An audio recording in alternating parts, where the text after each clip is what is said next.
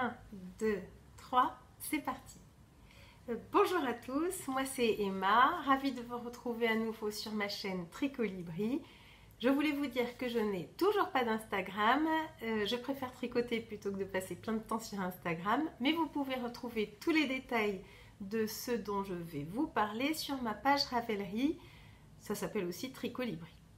Donc bienvenue à tous et à toutes, je suis ravie de vous retrouver pour ce 5e épisode de podcast tricot, qui sera encore un épisode assez long parce que j'ai plein de choses à vous dire.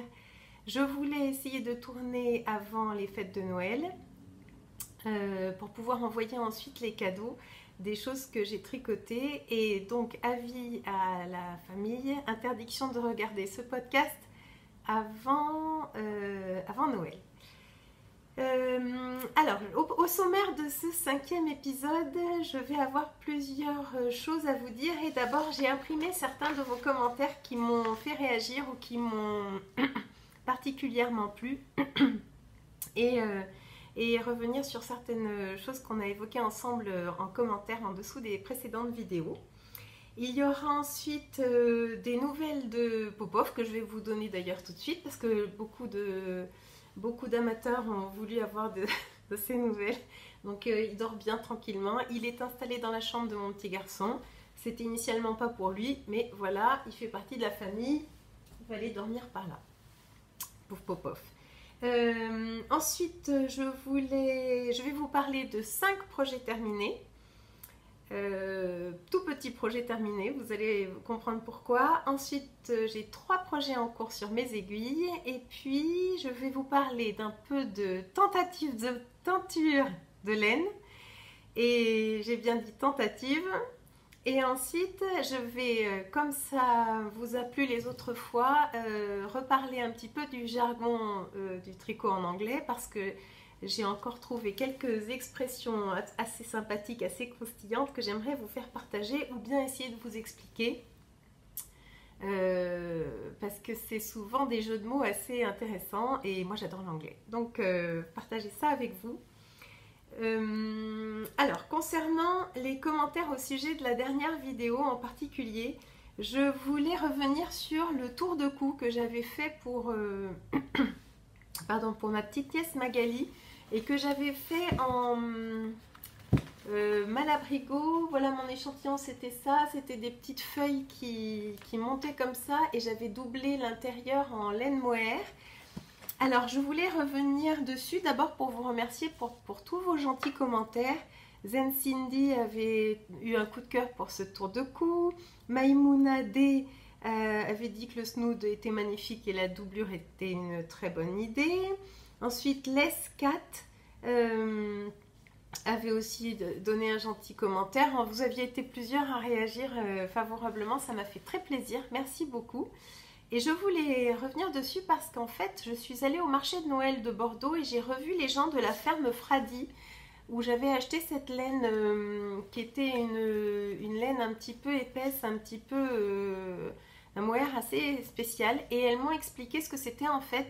Ça n'est pas un mohair et soie comme ce qu'on peut acheter par ailleurs sur d'autres marques ou ce qu'ils vendent eux maintenant. D'ailleurs dans des coloris toujours aussi magnifiques. C'est du mohair pur, il n'est pas du tout inclus à un fil de soie. Et c'est pour ça qu'il est tellement duveteux, tellement épais et qu'il prend tellement de place. Voilà, donc j'ai la réponse à ma question. Ensuite, je voulais revenir au sujet du châle que d'ailleurs je porte et dont je reparlerai tout à l'heure dans les objets terminés, puisque bien sûr on peut le voir, il est là, donc il est terminé. Et ça a été absolument réjouissant de voir ce que les uns et les autres me conseillaient de faire. Alors on avait toute une frange de la population qui était d'avis de tout défaire pour avoir plus de plaisir à faire quelque chose de plus facile. Et j'en conviens, ça aurait été tout à fait idéal. Et puis il y avait toute une autre partie de mes viewers, de mes spectateurs, qui me conseillait de continuer et au diable les erreurs, on n'allait de toute façon pas les voir en blocage. Par exemple, on avait Nathalie, puis alors voilà, on avait aussi beaucoup de très bons conseils de choses que j'ai pu adapter. Donc par exemple, Nathalie Bilodel me conseillait de mettre des anneaux marqueurs en début et en fin de... Enfin bon, bref, j'avais fait ça. Ensuite, Matisa 2018 m'a beaucoup rassurée parce qu'elle m'a dit qu'elle non plus n'aimait pas tricoter de la laine trop glissante. Donc c'est exactement le but de ce podcast, c'est de se sentir moins seule. Christine Muller qui remercie pour la vidéo et qui a eu le mot de la fin parce qu'elle m'a dit « Si l'erreur n'est pas loin, on peut rattraper une maille sans défaire les rangs en entier ». Et donc merci Christine parce qu'elle a trouvé comment trancher entre les deux avis totalement noirs ou blancs, avec un commentaire plutôt médium, plutôt gris, et vous allez voir que c'est ce que j'ai fait. Ensuite, je voulais revenir sur un commentaire qui a été fait au sujet du tricot en anglais par The Wool Cat, qui explique bien que pour celles qui hésitent à tricoter en anglais, elle conseille de se munir d'un lexique, par exemple sur Tricotant, mais moi j'en ai trouvé en tapant Google, tout simplement termes du tricot en anglais ou traduction du lexique anglais, enfin on trouve mais très facilement sur Google dans les premières barres de recherche. Elle dit, une fois qu'on a fait un patron qui existe en français et en anglais et qu'on a pu comparer les deux, au bout du premier tricot bilingue, on est tout à fait capable de passer au patron qui n'existe qu'en anglais. Et merci The Wool Cat de traduire exactement ce que je pense aussi. Le premier patron est peut-être un petit peu compliqué, mais ensuite, quel régal, quel plaisir de pouvoir suivre un patron en anglais. C'est vraiment, vraiment pas du tout difficile. Ensuite, au sujet de mon stop parisien, c'est vrai que quand je vous ai laissé la dernière fois, donc là on est le 16 décembre aujourd'hui, et j'ai tourné il y a 3 semaines, j'allais partir à Paris et j'avais l'intention d'aller à la grande mercerie et j'avais l'intention de m'offrir des aiguilles Chiagou. Merci à Agnès Argan qui m'a dit de foncer, que c'était la Rolls des aiguilles à tricoter. C'est ce que j'ai fait, je me suis pris le tout petit kit rouge voilà, pour commencer. Et je voulais aussi faire un petit clin d'œil à Cécé et Mizou qui a eu un petit coup de cœur pour ce carillon Koshi dont je vous avais parlé la dernière fois. Ah oui, alors je voulais préciser que je ne suis absolument pas du tout sponsorisée par qui que ce soit, par aucune marque, aucune marque de laine ni rien. Loin de moi la prétention d'ailleurs d'être sponsorisée par qui que ce soit, je ne suis pas du tout encore assez connue pour ça, je pense. Mais bref, si ça arrivait, je vous en parlerai. En tout cas, le carillon Koshi est fabriqué dans les Pyrénées. Et je peux vous dire, après l'avoir testé, parce que quand je l'avais reçu, je venais de vous en parler, je venais de l'avoir reçu, je l'ai testé et ça marche très très bien. Quand j'endors mon petit garçon, après lui avoir raconté l'histoire, je fais sonner un petit peu le carillon. Il ne se relève pas pour demander un coup de l'eau, un coup pipi, un coup encore un câlin, etc. Il reste dans son lit, on voit ses yeux se ferment en quelques minutes, c'est absolument magique.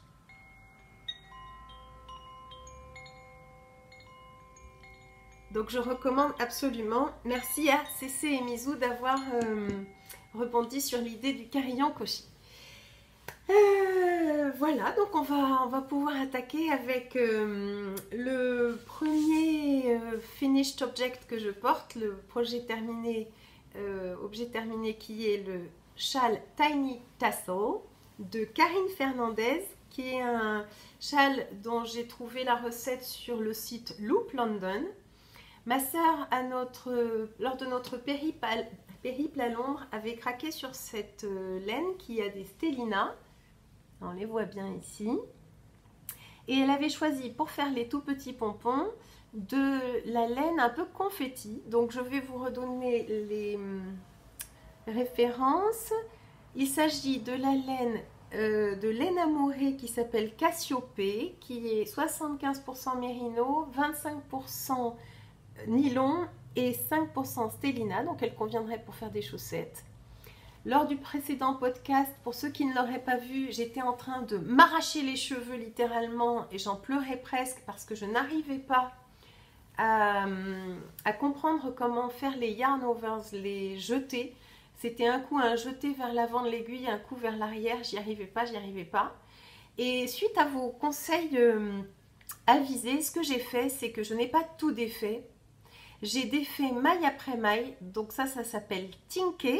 Je vous rappelle que c'est quand on knit à l'envers, quand on tricote à l'envers. Donc j'ai détricoté maille par maille sur 5-6 rangs pour aller chercher les plus grosses couilles du potage qu'il y avait dans certains des rangs. Et pour réussir à avoir quelque chose de finalement tout à fait présentable. Donc je suis très contente. Voilà ce que ça donne et regardez la beauté de ces petits glands là, les petits tassels, ce sont donc des petits glands, des tout petits pompons. Alors, la recette de ces petits glands est expliquée pas à pas sur le site de Loop London. J'ai dû mettre 20 minutes à faire le premier. Parce que c'est un pas à pas et c'est vraiment très très précis, hein. Ça se fait pas à la one again comme ça. J'ai mis à peu près 20 minutes à comprendre comment il fallait faire le premier et après je me suis petit à petit je me suis dégourdie. Il y a eu une mémoire des muscles, muscle memory on dit en anglais, la mémoire du geste et au bout de quelques-uns je l'ai calculé, je faisais en 2 minutes 70 un pompon. Et je me suis régalée à aller les installer les uns après les autres. C'était devenu complètement addictif, absolument adorable à faire. Donc ça, c'est de la laine amourée Cassiopée coloris Charles. Et pour les petits pompons, ma soeur avait pris une mini de Madeline Tosh Merino Light, coloris Magic Lantern. Donc vachement sympa, vraiment super. Alors ça c'est un tout petit châle en fait, hein. Il a pas mal d'envergure mais il n'est pas immense puisque porté on fait donc une seule fois le tour évidemment. Et ça je le verrais bien, moi je le porte avec une chemise blanche, porté avec une chemise blanche, un jean et des Santiago, c'est top. Enfin je trouve ça super. Donc ça je vais le lui envoyer, elle l'aura comme, enfin c'est pas vraiment un cadeau parce que je lui prépare autre chose pour son anniversaire qui arrive aussi tout de suite après Noël et pour son Noël, mais je vais lui envoyer pour qu'elle l'ait quand même au pied du sapin. Voilà, donc c'est très sympa, même si j'ai beaucoup galéré et je sais que je ne le referai pas. On entend des sirènes, je ne sais pas si vous entendez les sirènes là en centre-ville, c'est un peu bruyant, je suis désolée. Je sais que je ne le referai pas, c'est trop compliqué. J'ai pas eu vraiment de plaisir à le fabriquer. Je reconnais que l'objet terminé est super, mais voilà, ça ira comme ça. Je passerai à autre chose. Le prochain châle, ce ne sera pas la même recette. Que dire d'autre J'ai utilisé des aiguilles 3,75 en bois, en liqueux en bois. J'imagine que j'aurais pas du tout pu faire ça en aiguille en métal, c'est déjà très très glissant même avec le bois. Donc voilà, jean Santiago, chemise blanche, moi je trouve ça, il est super super mignon. Très très bon choix de couleur de ma petite sœur. Ensuite, excusez-moi, j'ai été un petit peu malade, alors je vais boire un peu de temps en temps pour ma gorge.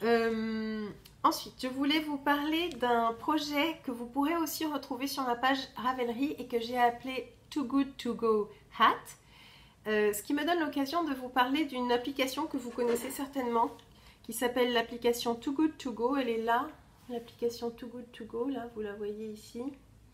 C'est une application où on peut réserver des paniers d'invendus autour de vous. Vous pouvez réserver des paniers d'invendus chez les commerçants de nourriture du coin et récupérer pour un tiers du prix, enfin ce qui aura coûté leur matière première plutôt que de jeter, les invendus du jour. Too Good To Go. Donc je vous conseille, je vais vous le remontrer, je vous conseille d'aller... moi je le fais de temps en temps pour les goûters des enfants ou récupérer de la viennoiserie et la faire réchauffer le lendemain ou la mettre au congélateur, c'est top. Voilà, donc le Too Good To Go Barbie Hat, le voilà. Où est-ce que j'ai mis ça? Là. En fait, il me restait un tout petit grammage de ces deux laines-là. Et j'avais envie de voir ce que ça pouvait donner quand c'était tricoté en jersey.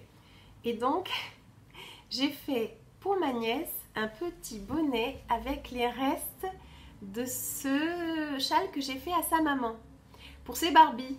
Donc ici, nous avons la Madeline Tosh, la Magic Lantern. Et là, nous avons la Cassiopée de laine amourée. Et cerise sur le gâteau, je me suis appris à faire des pompons avec une méthode que je vous mettrai en lien dans la description en dessous de la vidéo. Si vous cliquez sur voir plus, vous pourrez cliquer sur le lien Perfect Pom Pom Tutorial de Ashley Laser et qui m'a expliqué comment faire des pompons. En fait, on enroule autour de sa main, ensuite on récupère l'enroulage, elle donne exactement le nombre de tours qu'il faut faire en fonction de la taille du pompon qu'on veut faire. Et c'est complètement magique. Donc j'ai trouvé ça super de faire ça. Le patron de ce petit bonnet, c'est le patron de Barbie Hat d'Anna Filiatro. Vous pourrez aussi trouver le lien sur ma page Ravelry ou dans les show notes. Je vais le remettre dans la barre d'infos en dessous de la vidéo. Et voilà, donc j'ai trouvé ça hyper sympa à faire. Ça prend 1 heure, hein, ça m'a pris 1 heure. Et comme j'avais aimé faire ça, je pense que j'en ferai d'autres d'ailleurs. J'avais un vieux reste de laine à chaussettes. Enfin, il m'en reste encore assez. Hein. Je pense que je peux même me faire des soquettes avec ça. Il y a de la stélina dedans. Alors j'ai fait encore un autre petit pompon. Alors je vous montre. Il n'est pas bloqué celui-là. Il faut que je le bloque. On voit bien la différence hein, entre bloqué et pas bloqué quand même. Donc il me restait mes quelques mètres de stélina là, de laine amourée de Cassiopée que j'ai utilisé pour le bord-côte. Et ensuite j'ai fait 2 rayures, presque 3 rayures et un pompon avec de la laine que j'avais, du reste de Pop-Off. Donc too good to go, c'est-à-dire trop bon pour partir, pour être laissé perdu. Et assez pour pouvoir être réutilisé, assez bon pour pouvoir être réutilisé sur un autre projet. Donc je trouve adorable, adorable ce petit bonnet et tellement luxueux. Voilà pour les deuxième projet terminé. J'espère, ouais, je pense que j'en referai d'autres, c'est trop mignon à faire et puis ça va tellement vite. Donc voilà, je me suis appris quelque chose de nouveau. Je me suis appris à faire un pompon avec les doigts. Ensuite, je voulais vous parler, toujours avec mes restes, d'un 3e projet terminé qui est un bonnet. Il est là, le bonnet. Donc c'est le Snølleflue Voksen. Snølleflue Voksen, qui est un petit bonnet en laine worsted, et je crois que c'est de la worsted. Le patron est en norvégien, mais avec Google Traduction et un petit peu de les chiffres, hein, de tout ce qui est grille, chiffres, il n'y a pas de langue, hein, donc moi j'ai réussi à suivre la grille. C'est un patron gratuit, je me suis donné ma chance avec ça. La grille est d'une simplicité biblique. Et comme il me restait de la Let Lopi de mon Fan & Faza, et d'ailleurs il m'en reste encore pas mal, j'avais envie d'un modèle de bonnet en jacquard qui utiliserait cette laine-là. Et en plus, je n'ai pas retrouvé le commentaire, mais une des personnes qui me suit m'a conseillé d'utiliser cette laine-là pour me faire un bonnet en disant quand c'est sur la tête, avec les cheveux, ça ne gratte pas. Et donc, voilà ce que ça donne.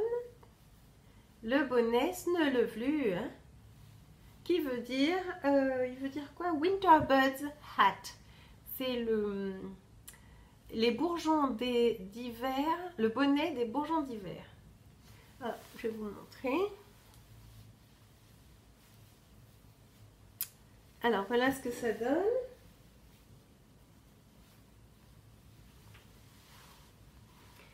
Bon, moi je le trouve super sympa. Il va très bien avec mon pull Fan & Faza que je portais la dernière fois, puisqu'évidemment c'est les mêmes couleurs. Il a ce joli petit halo là tout autour de la tête qui fait un effet très duveteux, très agréable. C'est vrai que la laine est très rustique, mais vraiment je trouve qu'on le sent pas, on sent juste le bon chaud que que ça donne à la tête. Là, c'est très agréable. Et je regrette pas du tout d'avoir fait ça. D'abord parce que ça utilise mes restes de laine et que j'ai une espèce d'angoisse terrible à avoir de la laine de reste. Je ne sais pas pourquoi je le vis assez mal. J'aime pas l'accumulation en fait de choses qui servent pas dans les placards, et je vais essayer d'utiliser à fond jusqu'au bout tout ce que je peux en laine, en reste, parce que ça me plaît en plus de faire des tas de petits projets qui vont vite. Ça, je l'ai fait en un week-end. Alors, techniquement parlant, j'ai utilisé 80 mètres de noir, le coloris 0,54 de Let Lopi. Ensuite, 40 mètres de gris 0,59, toujours la Let Lopi. En aiguille, 3,75 pour les bords-côtes et 4 pour le corps du bonnet. J'ai fait quelques modifications par rapport au patron qui est, je ne sais plus si je vous l'ai dit, de Marianne Bjerkman, que vous retrouverez aussi sur ma page Ravelry, et que j'ai modifié un petit peu parce qu'elle utilisait de la laine plus fine que la mienne, et donc j'ai monté 102 mailles au lieu de 108 pour avoir une répétition de 6 mailles en moins. Et comme ça manquait un petit peu d'élasticité et que je vais à vélo, moi toujours, j'ai peur que mes bonnets s'envolent, je rajoute 3 petites bandes d'élastique à l'intérieur. Alors on s'en fiche que ce soit, enfin, le nœud se voit à l'intérieur, mais on s'en fiche que ça se voit. Là voilà les floats, pour que ça tienne bien sur la tête. Et malgré tout, c'est pas trop serré non plus, ça reste très souple. Donc ça, c'est du petit élastique qu'on trouve dans n'importe quelle mercerie. Les merceries du coin, c'est pas du tout désagréable. Hein. Et puis j'ai mis un pompon noir de mes pompons de la honte, là, les pompons que j'ai achetés chez Amazon, honte à moi. Je sais bien que c'est pas l'idéal, mais après, on fait ce qu'on peut. Hein. En même temps, je suis contente d'utiliser mes restes et ça compense un petit peu Puis ils sont sympas. Quand ils arrivent, ils sont tout ratatinés les uns sur les autres, c'est pas joli. Et ensuite, je leur mets un bon coup de sèche-cheveux pour leur donner une jolie forme et un petit bouton récupéré sur une chemise. Je crois que j'avais gardé, vous savez, les petits boutons qu'on vous met en cas de perte sur les vêtements que vous venez d'acheter. J'ai récupéré ça. Voilà le petit bonnet Snö Lovely. Oui, j'y suis arrivée. Snö Lovely. Winter Buds. Très mignon. Donc encore utilisation des restes. Encore un projet too good to go. Quoi d'autre? Dans la session actuelle, j'avais envie de faire que des petits projets. Et donc, quand j'ai vu ma petite amie Marguerite qui a 5 mois la dernière fois, je lui avais fait déjà, Marguerite, deux petits bonnets, 2 petits béguins qui sont sur mes pages Ravelry aussi. Et j'avais trouvé qu'elle avait froid aux mains, la petite Marguerite, en rentrant chez sa nounou. Et donc, je vais lui offrir des petites moufles que je lui ai faites avec des restes de mon stock de laine. Alors ça, c'est la couleur taupe de chez Drops. C'est la couleur taupe de la Drops Puna. Et je lui avais fait son petit béguin là avec un i-cord de la même couleur. Et là, j'ai juste rajouté le rose qui est un rose chair. Je sais pas, j'ai pas du tout la référence. C'est toujours de la Drops Puna. Et j'ai fait le petit i-cord aussi en rose. Alors, ce patron s'appelle Tiny Teeny Knit Mitts. Tiny Teeny Knit Mitts. Et il n'y a pas de pouce, parce que chez les tout petits, c'est vrai, ils ont les doigts tout mous, c'est difficile d'enfiler le pouce à part, donc on s'en fiche, on leur met la main en entier dans le petit gant. Bon, j'ai hâte de lui offrir, je trouve que c'est très très mignon. Petite Marguerite. J'ai tricoté ça en 1 journée et demie, je dirais. Super patron, très très simple. tricoté en aiguille 3,25. Donc je recommande vivement la création de ces petites moufles pour finir vos restes. Donc j'aurais pu complètement faire d'une seule couleur, d'ailleurs le patron indique une seule couleur. J'aurais pu changer de couleur juste au niveau des poignets et puis faire un coloris contrastant pour la moufle, mais je trouvais que c'était rigolo d'avoir comme des petites pattes de lapin ou des petites pattes de chat avec juste le bout de la moufle en coloris différents assortis à la corde. Donc encore une utilisation de mes restes et c'est vraiment tout doux, c'est vraiment très sympa comme petit modèle. Tiny Teeny Knit Mitts by j'ai pas dit le designer, We Knit Together. We Knit Together. Ça vous pouvez retrouver aussi très facilement sur ma page Ravelry que je lis en bas de cette vidéo dont vous trouvez aussi le lien dans la barre de description, la barre d'infos.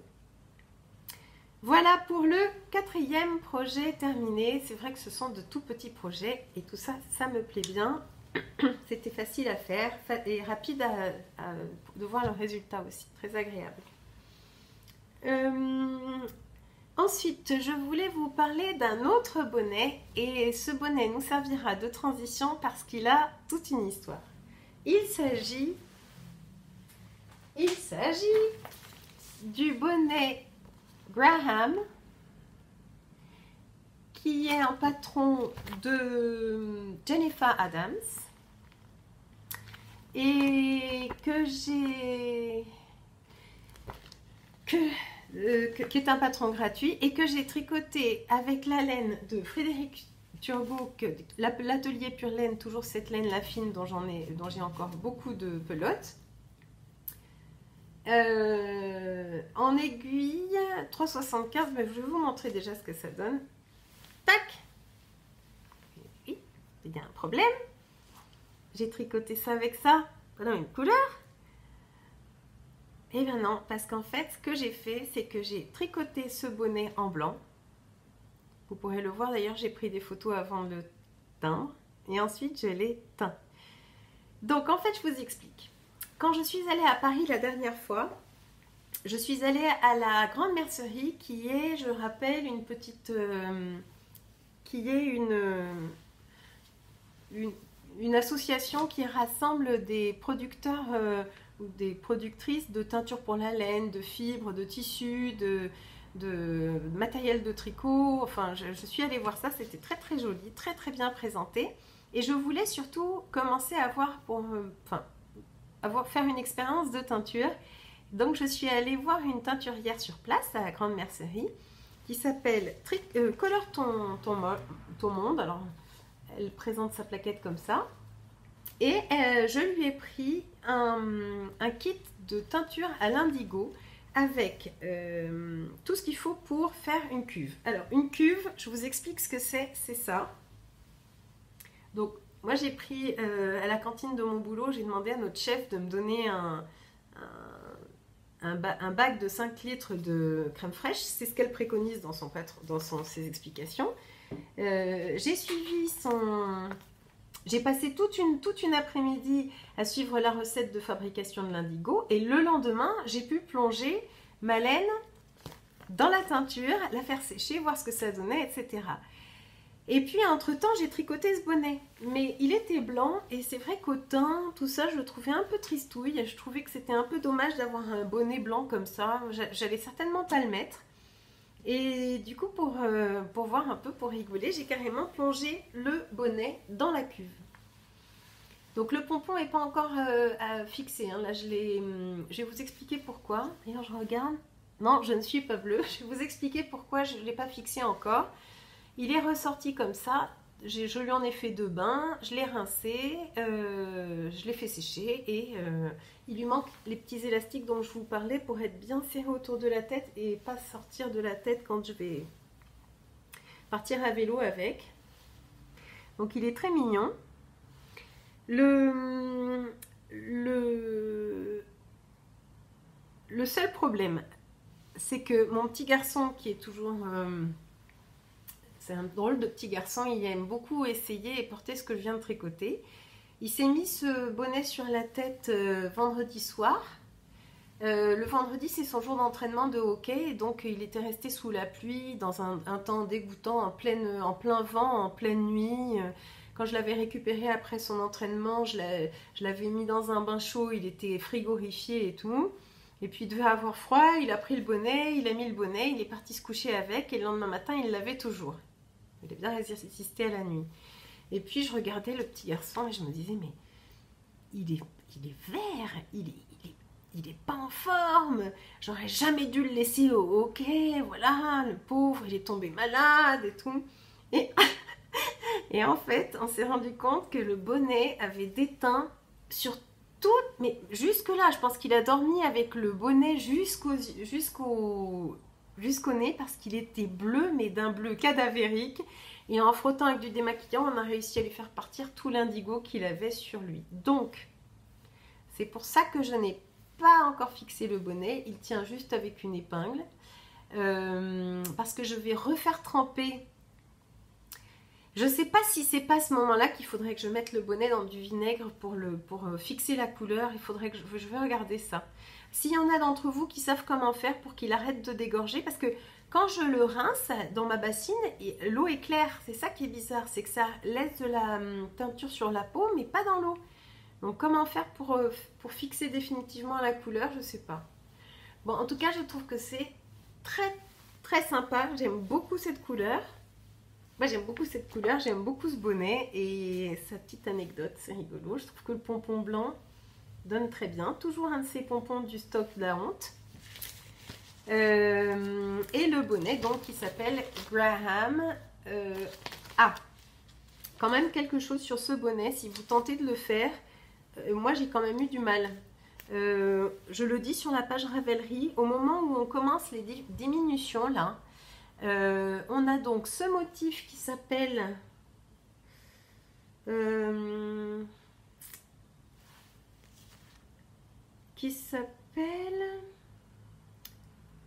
je sais pas comment ça s'appelle ce motif.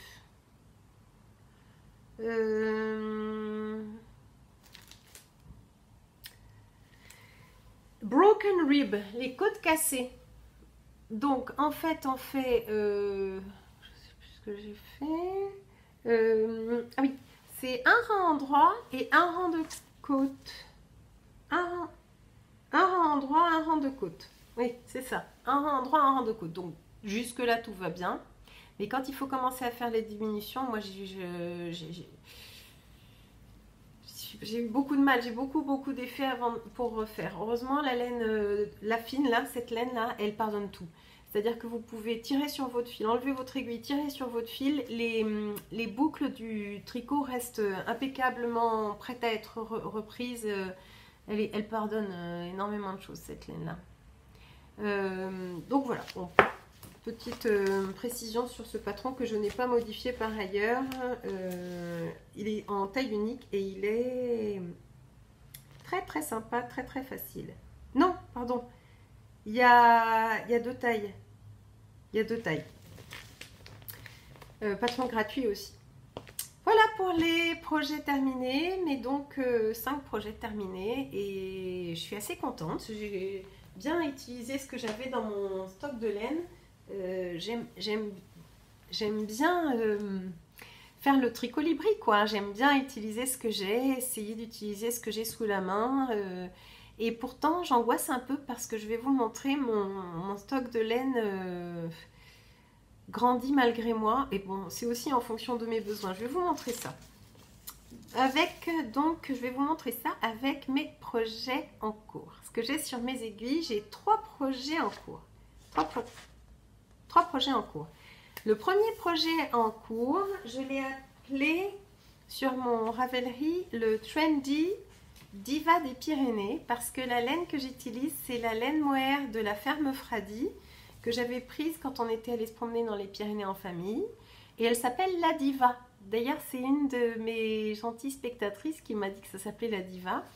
Les gens de la ferme Fradi me disent que, alors c'est peut-être pas forcément la Diva, c'est à peu près l'équivalent, mais parfois le mélange mohair et soie varie d'une laine à l'autre. À croire que l'appellation Diva n'est pas pour toutes les laines mohair de France, seulement certaines. Donc ça c'est dans mon petit sac Lily comme tout que j'ai eu en allant à la grande mercerie. Et il s'agit d'un trendy châle que je vous montre et qui va être tout en mohair, en point mousse, et que je vais essayer de faire le plus grand possible. Là pour l'instant j'ai attaqué ma deuxième pelote et je pense en mettre encore au moins une parce que je veux qu'il soit bon là il était, le pauvre, c'est pas lui rendre justice, hein, je suis désolée, c'est pas joli à voir, il était tout en il était tout tassé là dans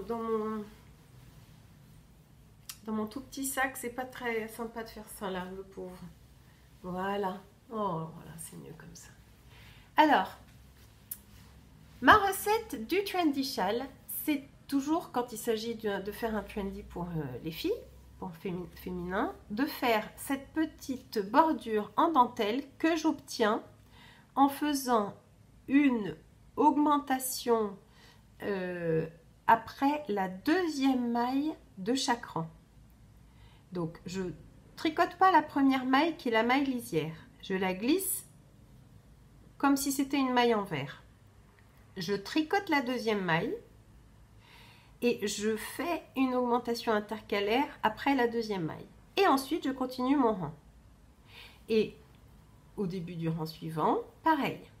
Je glisse la première maille dans le sens envers, enfin à l'envers, puis je tricote la deuxième et je fais mon augmentation intercalaire. Alors là, bien sûr, vous voyez ça tout pas bloqué, tout pas fini, mais ça donne très bien. Alors ça, c'est un peu ça. Ah oui, ça. Oh là là, j'adore les petits marqueurs. Je me suis offert un petit marqueur en forme de nounours chez Lily comme tout aussi. Donc, voilà, ça donne ça. J'espère que... Oui, alors, il y a des petits nœuds dans cette laine que je pense ça partira au blocage. Ça se voit un petit peu. C'est pas du tout fini. La suite au prochain épisode. Un projet zéro cerveau qui va venir remplacer, en fait, j'explique pourquoi j'utilise cette laine pour ça. D'abord parce que j'en ai 10 pelotes et que je pense que si j'en utilise 3 pour me faire un trendy, il m'en restera assez pour me faire, largement assez même, pour me faire un petit pull dont j'aurais envie de cette couleur-là, un pull, tout petit pull tout simple. Je regarde sur Ravelry, j'essaie de me trouver des idées, mais c'est surtout que je dois absolument remplacer mon premier trendy qui était fait à base de laine de chez Rowan, la kit classique, et qui est complètement usé, flingué, que j'ai beaucoup trop porté, beaucoup trop lavé, qui est presque cartonné, et qui fait plus le job. En fait, peut-être que là, à la caméra, on ne se rend pas bien compte, mais il a plus du tout d'allure. Ça fait vieux tricot là. Faut savoir aussi dire stop. Il a fait sa petite vie de trendy. Il m'a vraiment porté chaud pendant plusieurs années, mais là il va plus. On le voit pas bien à la vidéo, mais il est très cartonné. Il a perdu de son gonflant. Il est devenu très plat. J'ai plus tellement de plaisir à le porter en fait. Donc pour le remplacer, je me fais celui-là. Donc c'est là qu'on voit. C'est vrai que la dernière fois, je faisais la différence entre Product Knitter et Project Knitter. Moi, on peut dire, je pense, je suis une Product Knitter, c'est-à-dire que je tricote pour l'objet dont j'ai besoin. Je vois en début de projet, je cherche à savoir ce dont j'ai besoin, en fait. Et donc voilà, j'ai la réponse à ma question. Je suis plutôt une Product Knitter. Donc ça, c'est ce qu'il y a sur mes aiguilles en ce moment. Et c'est ce que j'ai beaucoup de plaisir à emporter partout. C'est le genre de projet que je peux emporter sur le banc de touche quand j'emmène les enfants au sport, quand j'ai un peu d'attente dans une salle d'attente. Bon, c'est marrant ce que ça fait le tricot. Je ne sais pas si ça vous le fait. Mais moi, quand j'arrive à un rendez-vous, d'abord, j'arrive toujours à l'avance. ça me le faisait pas avant de tricoter, hein. J'arrive toujours à l'avance, mais j'ai 4-5 minutes d'avance au minimum. Et ensuite, j'espère toujours que le praticien ou la personne avec qui j'ai rendez-vous aura du retard. J'espère toujours qu'ils sont en retard pour avoir un peu de temps pour tricoter. C'est marrant comme la perception du temps change avec le tricot. C'est marrant, j'ai l'impression aussi d'être plus efficace pour faire tout ce que j'ai à faire qui ne soit pas du tricot pour pouvoir aller ensuite vite tricoter. Et aussi la perception du temps qu'il fait, pas seulement du temps qui passe, mais le temps qu'il fait. Moi, j'ai jamais vécu aussi bien une entrée dans l'hiver, le temps pourri qu'on a en ce moment. On le voit bien sur les infos, hein, dans la France entière et partout dans le monde, hein, parce que j'ai vu qu'au Canada, il faisait vraiment mauvais aussi. À Vancouver, il faisait mauvais aussi. Enfin, des gens que je suis un peu sur d'autres podcasts, elles s'en réjouissent presque, parce que c'est vrai que quand on tricote, on est content qu'il fasse mauvais. Ça feutre, je trouve que ça feutre tout, ça feutre même les petites mauvaises nouvelles qu'il peut y avoir, les contrariétés. C'est marrant ce tricot là, moi je trouve. C'est dingue, hein, ce que ça engendre comme plaisir et comme... Enfin, moi, c'est vraiment un des loisirs créatifs qui me donne le plus de bien-être, hein, ça c'est sûr. Donc voilà pour mon Trendy Diva des Pyrénées. J'avais commencé à le tricoter en double. Ça, il fallait que je vous le dise. C'est pas une bonne idée. C'était beaucoup trop épais. D'abord, la laine est quand même déjà très consistante, hein. Elle a une très belle texture. Le fil a déjà beaucoup d'envergure, donc en double, on n'en a absolument pas besoin. Et puis en plus, ça donnait un aspect beaucoup moins souple au travail. Ça donnait un aspect cartonné, un peu comme l'ancien Trendy. C'était quelque chose de beaucoup trop rigide finalement. Donc j'ai défait, j'en avais fait un bon petit morceau. Et puis j'ai refait en prenant la laine en simple brun. Voilà comme c'est beau. Peut-être que je pourrais me faire un béret aussi, un salut chérie, le petit béret salut chérie pour aller avec. Voilà pour le premier projet en cours. Passons au deuxième projet en cours qui s'appelle White Rose. Alors, White Rose, ce qui serait pas mal, ce serait que j'arrive à vous trouver une image de White Rose. Je vais essayer de regarder si je peux trouver ça assez vite sur mon téléphone. C'est un... Alors, pour vous raconter un petit peu l'histoire du truc, on est parti d'une visite à une de mes copines qui portait un très joli pull de chez Les Petits Hauts. Bon, moi j'ai pas de pull de chez Les Petits Hauts, je sais à peu près ce que ça coûte. Bon, je trouve que c'est très cher pour un pull, surtout quand on sait tricoter. Et son pull était un peu... Alors, est-ce qu'on arrive à voir? Un peu dans cet esprit-là, je ne sais pas si vous arrivez à voir. C'est-à-dire qu'il y a des détails intéressants. C'est un pull tout simple, mais avec des détails intéressants de côte sur les raglans, avec des manches ballants et tout. Et donc j'ai browsé, j'ai fait ma petite recherche sur Ravelry et j'ai trouvé le patron White Rose de chez Drops Design qui représentait, à mon avis, plusieurs intérêts. Premier intérêt, j'avais envie de tester les patrons de chez Drops parce que j'en vois passer beaucoup, en particulier sur Pinterest, mais j'en avais jamais essayé. J'ai entendu parler d'une certaine polémique au sujet des patrons de chez Drops, comme quoi ils étaient souvent des copies de chouettes designers qu'on voit plutôt des designers indépendants et qui sont recopiés et refourgués gratuitement sur le site Drops. Bon, moi j'avais envie de voir un peu de quoi ils retournaient pour pouvoir aussi me faire mon opinion sur leur patron. Et j'ai commencé avec ce que j'avais, avec les moyens du bord, c'est-à-dire de la Holzgarn Super Soft, parce qu'il m'en reste 4-5 pelotes, j'en avais acheté beaucoup, je ne sais pas trop encore quoi en faire. Et puis, donc je voulais utiliser cette laine, je voulais essayer leur patron, et je voulais essayer mes nouvelles jolies petites Rolls-Royce, là, mes aiguilles à tricoter de chez Chiago. Donc j'ai commencé. Et je dois dire que c'est vraiment pas facile.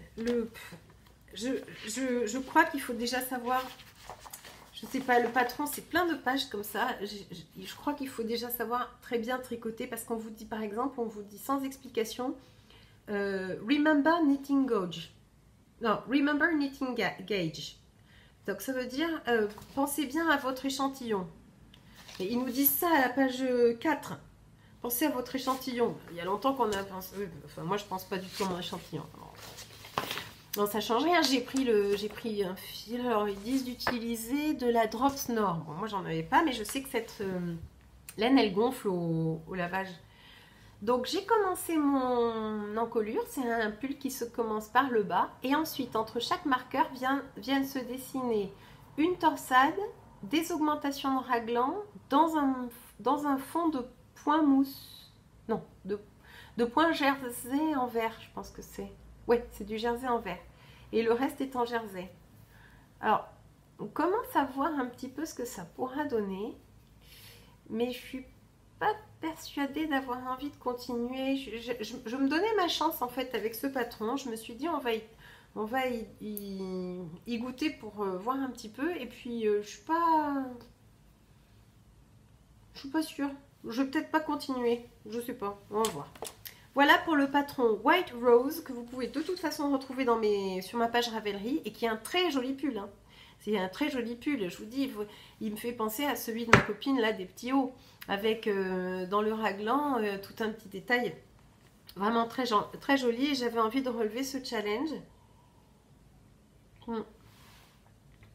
Pardon, je bois beaucoup parce que j'ai eu un genre d'angine et j'ai encore un petit peu mal à la gorge.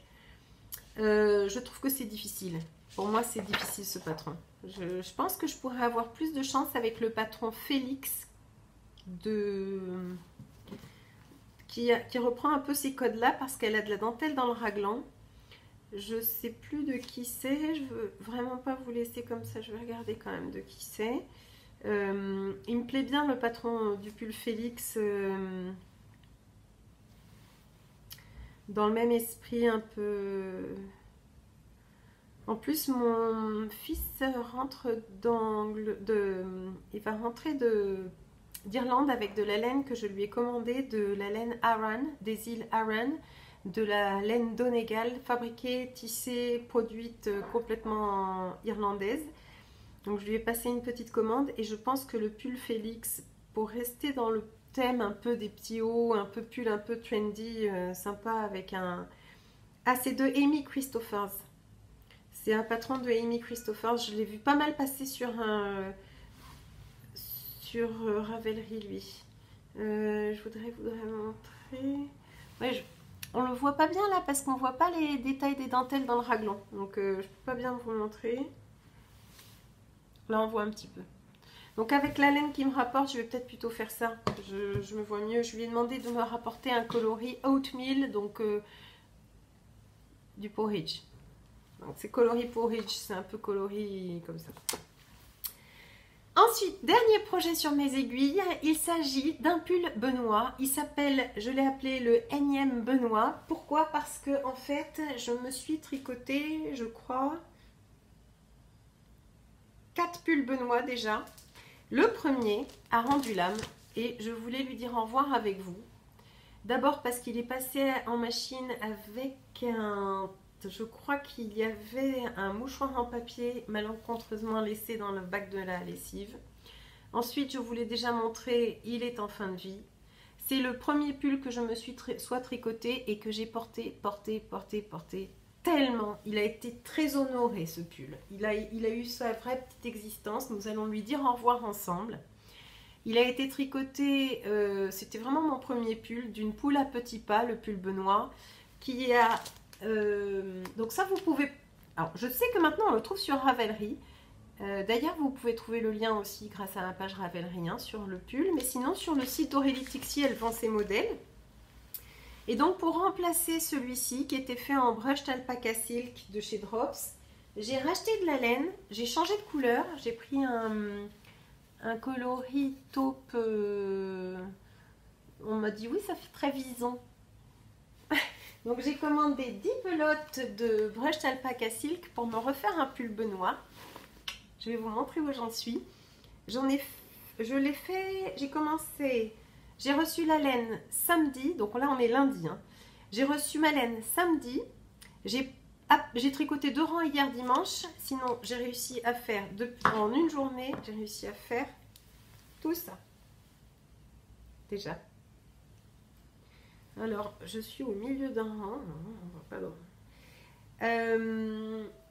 Et je vais, là je commence déjà, je vois où commence la séparation pour le début des emmanchures, c'est comme ça que c'est indiqué. C'est tout au point mousse. J'ai utilisé des aiguilles de 6 pour le bas parce qu'il est assez resserré en bas. Et ensuite des grosses aiguilles de 9 en bois. Et là aussi, je trouve qu'avec une chemise blanche, ça a un joli effet, j'aime beaucoup. Ça, avec un jean, moi je porte un jean, je voulais vous montrer, jean, chemise blanche, je trouve que ça donne très bien. Donc il est assez ajouré et j'espère, comme il est très facile et que ce sont des carrés, en fait c'est 4 carrés qu'on assemble plus ou moins, hein, c'est un pull... Enfin, comme quoi, hein, c'est marrant, c'est souvent les recettes les plus simples c'est souvent les meilleures. Hein. C'est un peu comme la soupe de légumes finalement, le tricot. Hein. On n'est jamais déçu quand on reprend des choses connues, des bons basiques, une bonne laine de base. Donc, ce qu'il faudrait que je fasse, c'est que je me fasse plusieurs benoîts. Dans l'esprit d'avoir plusieurs modèles basiques qui me plaisent, qui me vont et qui me vont à coup sûr. Parce que en avoir un beige c'est bien, mais ça remplace pas, enfin beige, ça remplace pas le noir là. Il faudrait aussi que j'en ai un noir. Donc au niveau des tarifs, là, je voulais vous montrer aussi ma façon de tricoter. Parce qu'on m'a demandé, alors voilà la méthode continentale, c'est comme ça que je tricote. Avant je tricotais en jetant la laine autour de l'aiguille, comme ça. D'ailleurs, ça m'arrive encore hein, quand les fibres sont trop dures, par exemple. Sauf que je me rends compte que je tricote 2 fois plus d'objets, puisque je tricote 2 fois plus vite en méthode continentale. Donc, c'est tout simple, on trouve plein de tutos. D'ailleurs, j'ai une amie qui est venue me voir le week-end dernier, à qui j'ai... Pardon. À qui j'ai appris ou réappris à tricoter et je lui ai montré la méthode continentale. Donc en fait, on attrape le brin dans sa main gauche, on passe par-dessus son index, j'ai les mains pleines de feutre, pardon, et ensuite on vient cueillir le fil sur l'arrière. Au lieu de le lâcher, vous voyez, je vais le chercher comme ça. Bon là, j'ai pas, hop, là, je vais le chercher comme ça. Donc ça fait qu'on tricote beaucoup plus vite. Seulement, moi je ne sais pas encore tricoter en méthode continentale sans regarder. Donc ça veut dire par exemple que quand je vais dans une salle de cinéma accompagner les enfants voir un film ou peu importe, même un film pour moi, je ne peux pas emporter mon tricot à moins de me remettre à la méthode anglaise. Ça c'est la méthode anglaise, c'est quand on tourne le fil autour de l'aiguille. La méthode anglaise. Ça c'est la méthode continentale, c'est quand on a le fil dans la main gauche. Ensuite, je sais qu'il y a la méthode portugaise. Je ne sais pas encore, j'ai pas trop compris ce que c'était, il faut que je regarde. Et depuis quelques jours, je sais faire les points envers avec la méthode continentale. Ça m'est arrivé, j'avais galéré pendant plusieurs jours, j'avais abandonné il y a quelques mois. Et là, en fait, ça y est, j'y arrive. C'est marrant, il faut réessayer de temps en temps, se redonner une chance d'arriver à faire les choses. Donc, je voulais vous parler de cette laine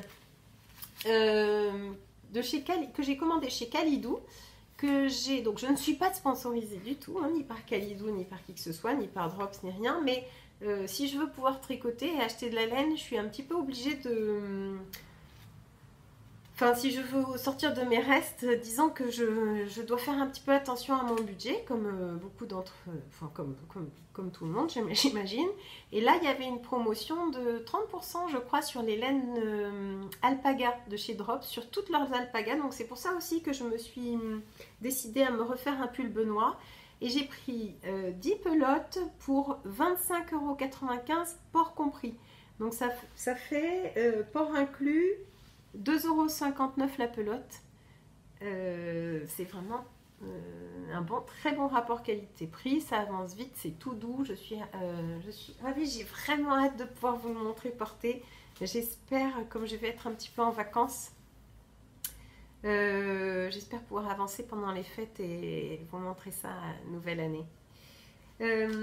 Voilà pour les projets en cours. Ensuite, au niveau de mes projets terminés, je voulais vous montrer ce que je me suis inventé pour aller avec mon sac à projet que j'avais fait avec un reste de robe et un reste de rideau et un reste de trousse de toilette que j'avais cousu.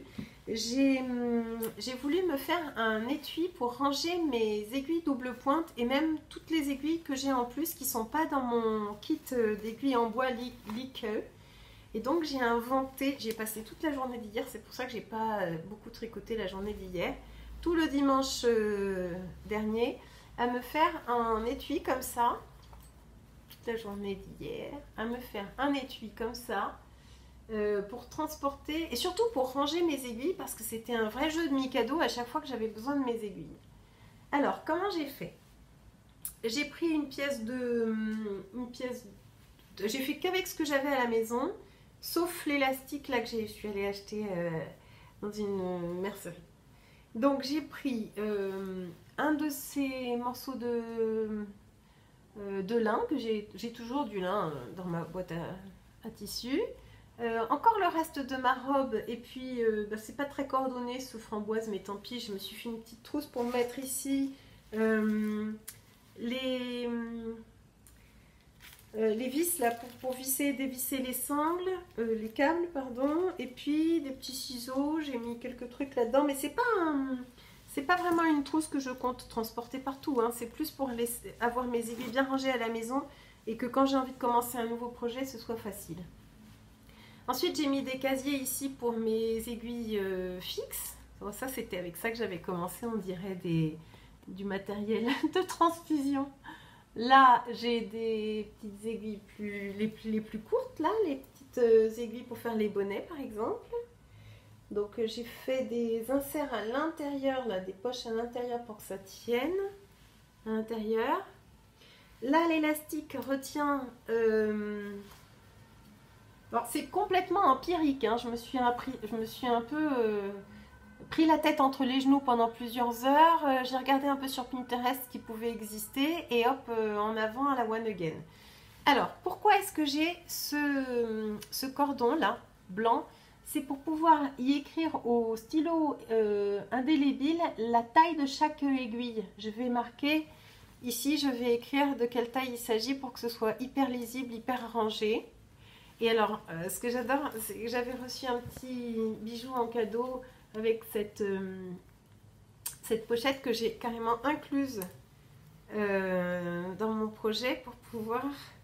Parce que je ne savais pas trop, je voulais la garder, je voulais pouvoir m'en servir. Ça, c'est pour mettre mes blocs, les bloqueurs de fin de câble.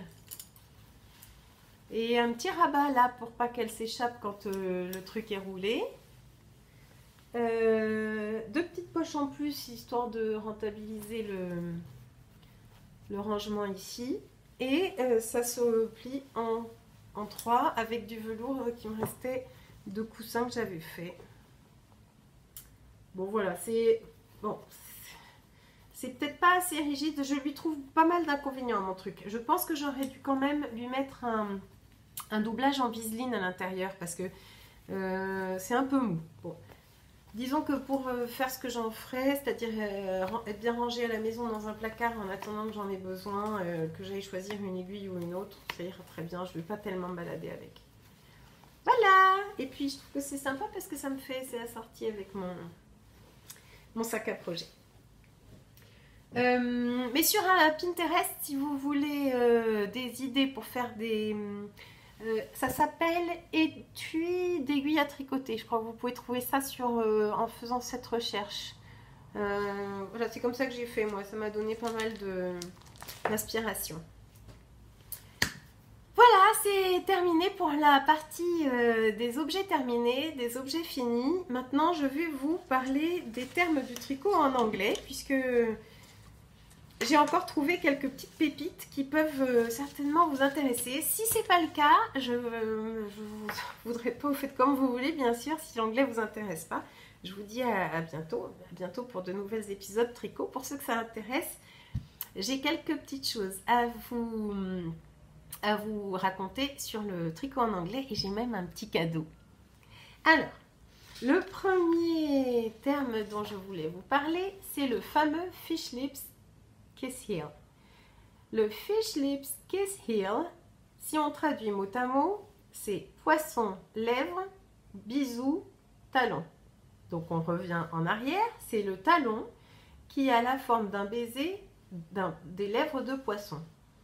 Le poisson, s'il fait un baiser, ses lèvres auront la forme des croisements du fil sur le fish lips kiss heel. C'est vrai que quand on fait un fish lips kiss heel, le talon avec ce patron-là a un petit jeu de croisillon, un peu comme les lèvres d'un poisson qui ferait un bisou. Fish lips kiss heel. Heel, le talon. Ensuite, l'adjectif qui me plaît bien et qui est intraduisible, c'est l'adjectif knit-worthy. To be worthy, worth it, to be worth, ça veut dire valoir. Et knit veut dire tricoter. To be knit-worthy, ça veut donc dire que c'est quelqu'un pour qui ça vaut la peine de tricoter. Quelqu'un qui appréciera le travail que vous avez fait, l'amour que vous aurez mis dans chaque maille, le soin que vous aurez choisi pour les couleurs, la texture, la taille et tout l'amour que vous aurez mis dans le projet que vous allez lui offrir. Ça sera quelqu'un de knit-worthy. Je ne vois pas du tout comment on pourrait traduire ça en français. Quelqu'un qui vaut la peine qu'on tricote pour lui. Alors on a une langue qui est quand même beaucoup moins efficace que l'anglais, je trouve. Ensuite, le terme stash, que vous pouvez retrouver partout, et surtout sur Ravelry. The stash, c'est au départ une planque. Une planque, une caverne, une cachette, c'est devenu ensuite une réserve, un stock. Donc, a stash, c'est un stock de laine. Ensuite, on a plein de mots qui sont dérivés de stash, comme a stash buster. A stash buster, c'est un projet qui va vous permettre d'utiliser ce que vous avez en réserve. To bust, ça veut dire faire sortir, éjecter, éliminer. Donc, a stash buster, c'est quelque chose qui va être utile pour déstocker et vider votre réserve. Quand quelqu'un dit I go shopping in the stash, c'est quelqu'un qui va aller faire du shopping, du magasinage dans son propre stock.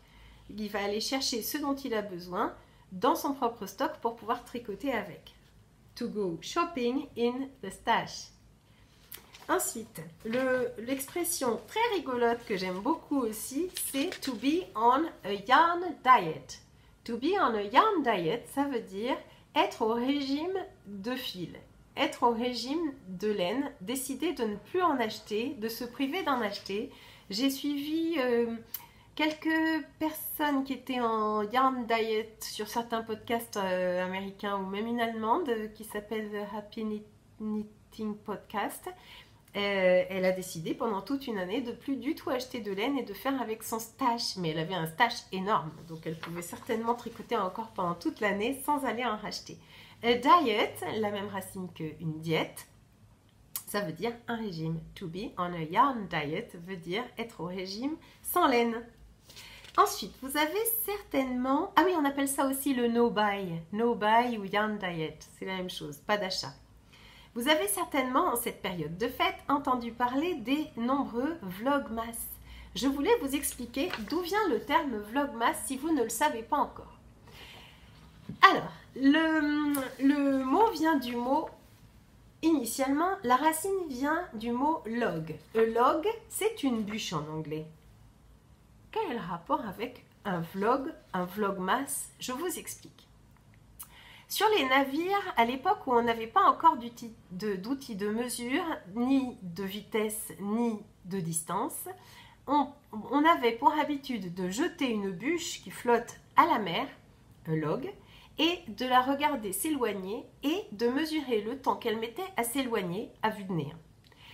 Et on a donc compté le nombre, la vitesse et le nombre et la distance parcourue en nombre grâce aux bûches, au log, et on reportait ça sur les navires dans un carnet de bord qu'on appelle en anglais un logbook, un carnet de bûches initialement, c'est ce que ça voulait dire. Un logbook, c'est donc un carnet de bord. Quand vous êtes sur Internet, donc sur le web, et que vous tenez un journal de bord, un logbook, et quand on rapproche quand on rapproche web de log, weblog, ça donne blog.